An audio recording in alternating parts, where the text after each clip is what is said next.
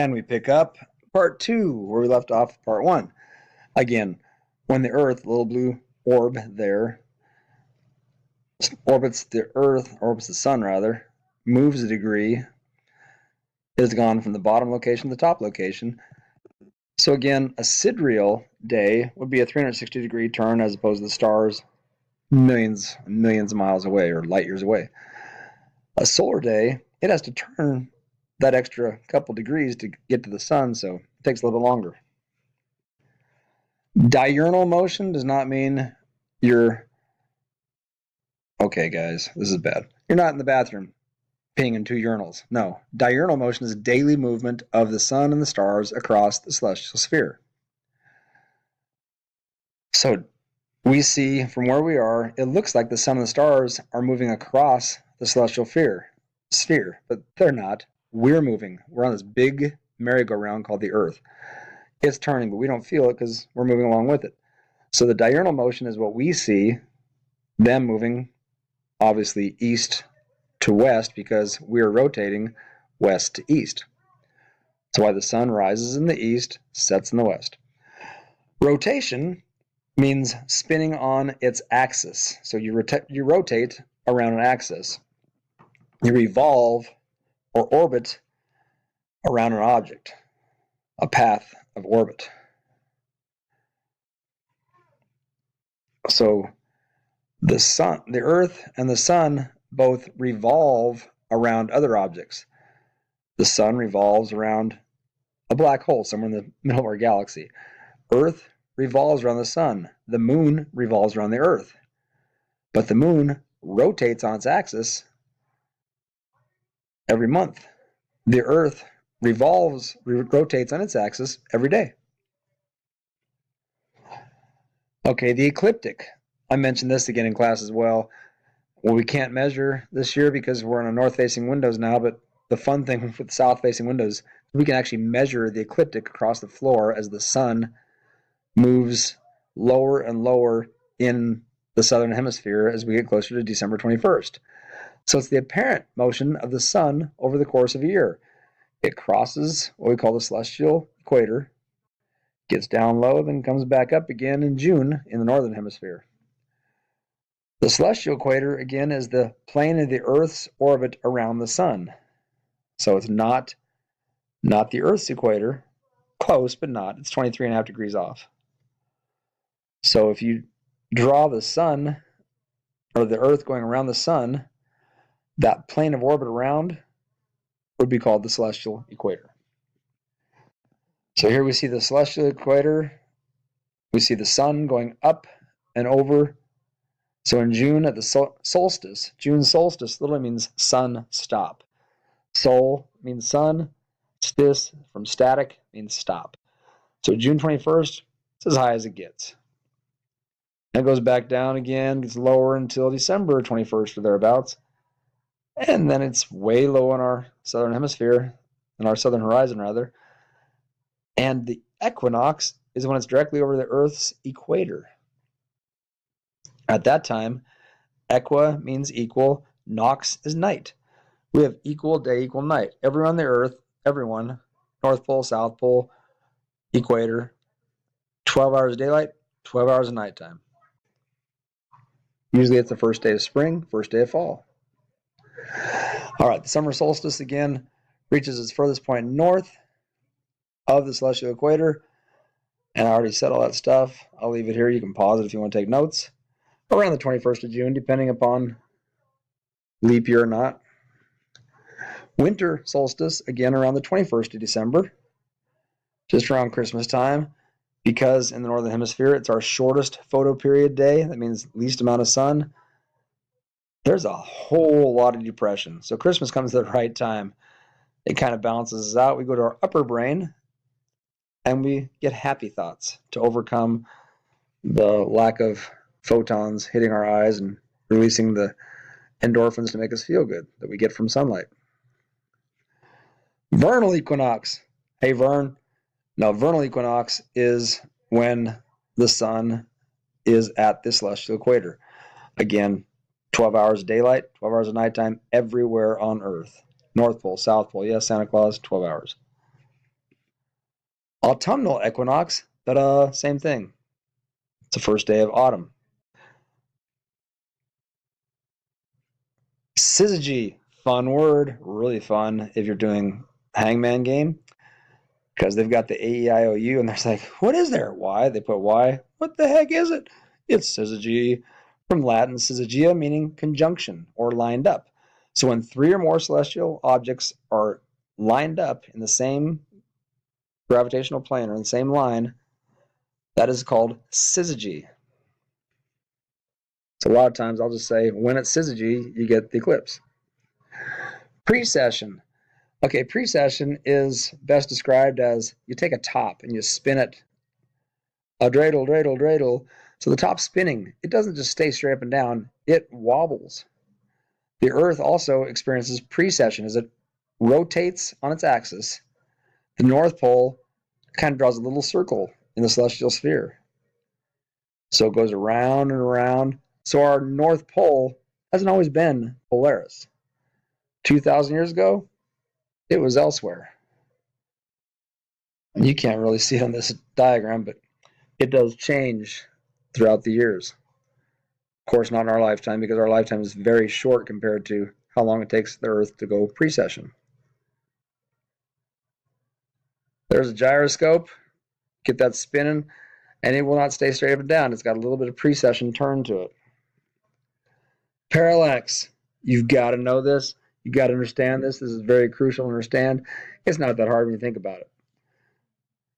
Parallax is the apparent motion of a distant object due to the change in position of the Earth, of the observer on Earth. So parallax is the Earth orbiting around the sun, revolving around the sun.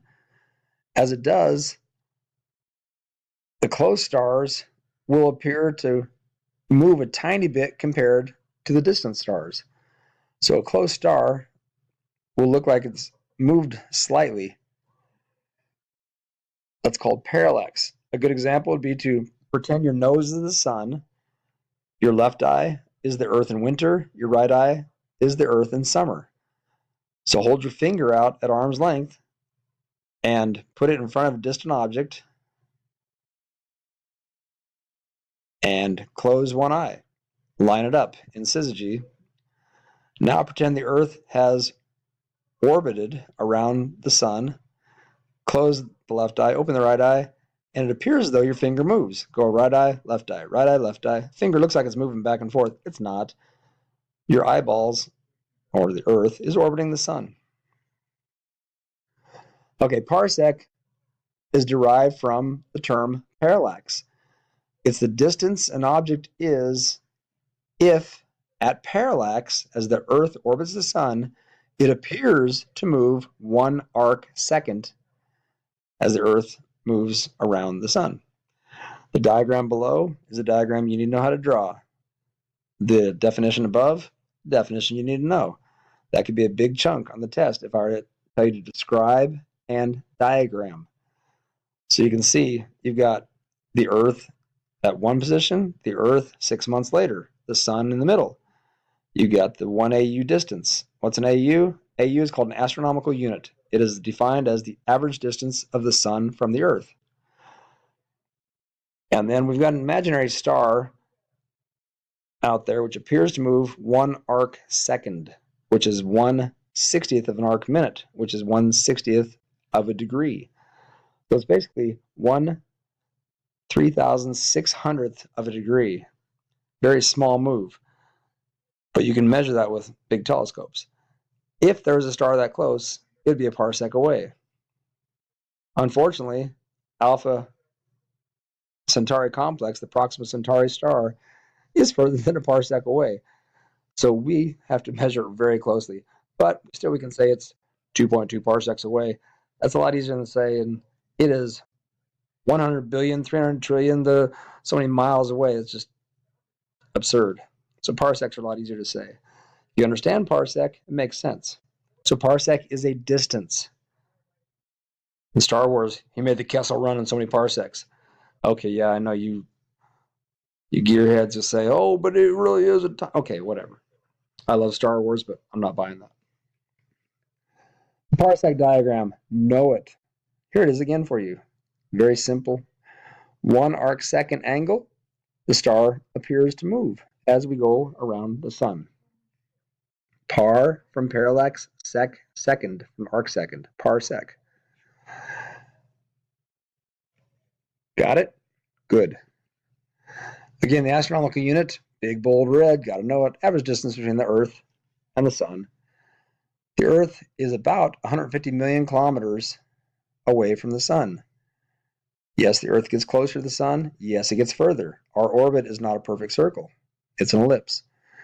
Believe it or not, if you measure the size of the sun disk in December and the size in June, the disk is a slight bit larger in December. So why aren't we hotter in December? Because the sun has got a very much lower angle of insolation, of incoming solar radiation, so it's glancing off us.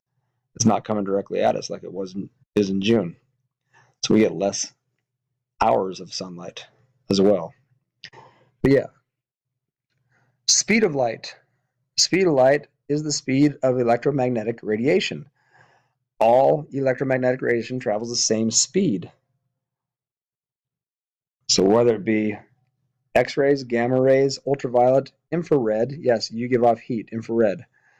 Light, television, radio. Yeah, wonder why over the radio you can hear them say, it's exactly 12:15, and you look at your watch, hey, it is 12:15, it didn't take minutes to travel. No, it goes the speed of light. If you could shine a flashlight and hit mirrors lined up on the Earth to come around and hit you on the other side, you could look the other way. As soon as you pushed click on your flashlight, it would light up on the other side of you. The speed of light is so fast, it goes around the Earth in less than a second. 300,000 kilometers a second. Know that number. You got to memorize that. You'll be held responsible for that in some of our fun practice. Okay, a light year. Buzz Lightyear to the rescue. No, it's not Buzz Lightyear. A light year is the distance light will travel at 300,000 kilometers per second, roughly, in a year. It's a long ways.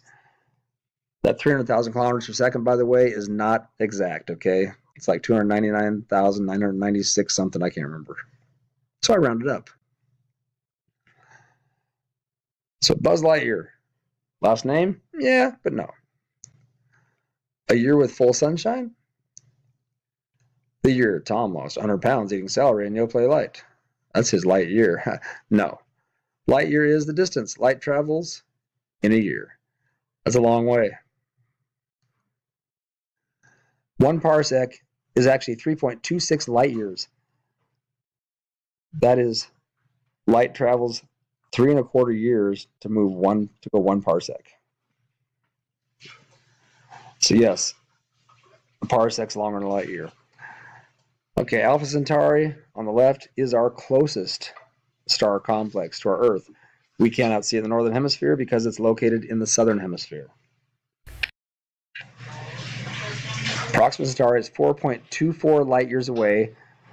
That is just less than 2 parsecs away. That's over a parsec. There's a lot of empty space between us and Proxima Centauri. If it weren't so, that light would be blocked out by the dust in the air. There'd be a lot of diffraction. So light travels over 4 years to get to us from Proxima Centauri. So the stars you look at, that light left those stars longer than you've been alive. Practice question. Eduardo is 9 times 10 to the 7th kilometers away in the spaceship. That's a long ways away. How long will it take for his radio signal to reach Earth?